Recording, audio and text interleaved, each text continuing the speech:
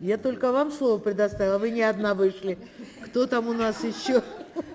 Да, я прошу прощения, добрый день. Пожалуйста, уважаемый пожалуйста. Президиум. Я сегодня с группой поддержки, которая имеет прямое отношение к балету, поскольку в прошлом году было Микрофон, 80, пожалуйста, чтобы все 80 лет, как на сцену вышел балет «Шурале», нашего героя Великой Отечественной войны, Фарида Яруллина, который погиб в годы Великой Отечественной войны.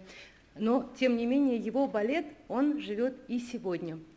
И сегодняшнее мое будет выступление как раз посвящено теме защиты тех героев, героев сказок, о которых мы все с вами знаем, и которые в силу обстоятельств в 2024 году оказались в нашей республике под ударом.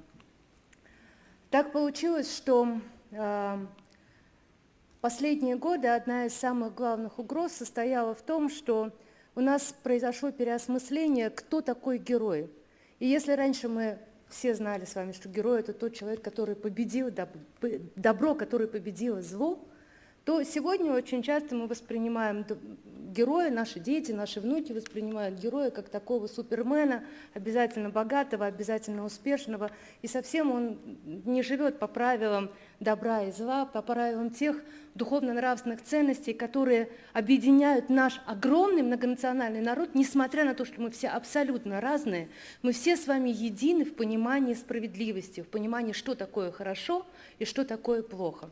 В 2024 году одна из компаний коммерческих, она умудрилась запатентовать по всем видам деятельности, то есть начиная со спектаклей и заканчивая образовательными программами, даже изготовлением инструментов для ремонта автомашин, большое количество наших национальных символов, наших национальных героев. И Шурале попал в эту компанию. Была еще Суанаса водяная, был еще Камор-Батыр.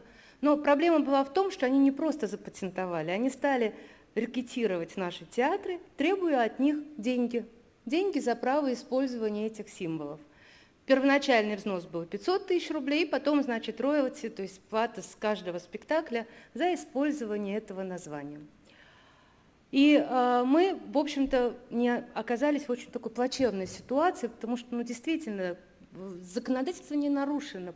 Система патентования она позволяет действительно словесные сочетания регистрировать и оформлять на него право.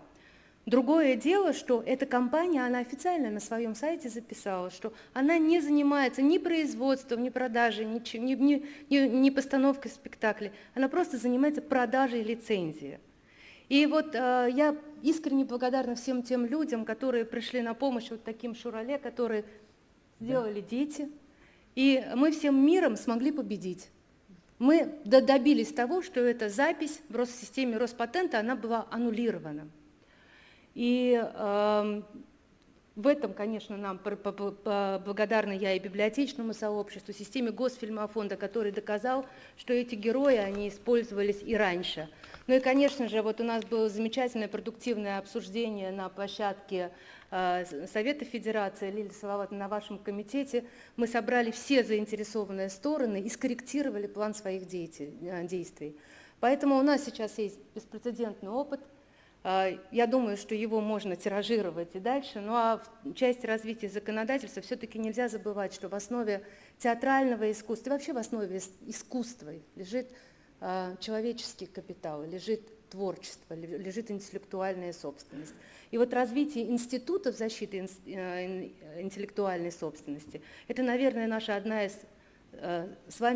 наших основных задач сегодня, как органов управления, защитить наших творцов, защитить наших деятелей искусств от того, чтобы на их героев, на их творчество посягали. К слову, Шурале, автором сказки Шурале является Габдулла Тукай, и его 140-летие мы отмечаем в этом году. И закончить свое выступление я хотела бы строчками из стихотворения Габдуллы Тукая, который, кстати, является одним из создателей нашего национального театра. В этом году мы его отмечаем 120-летие.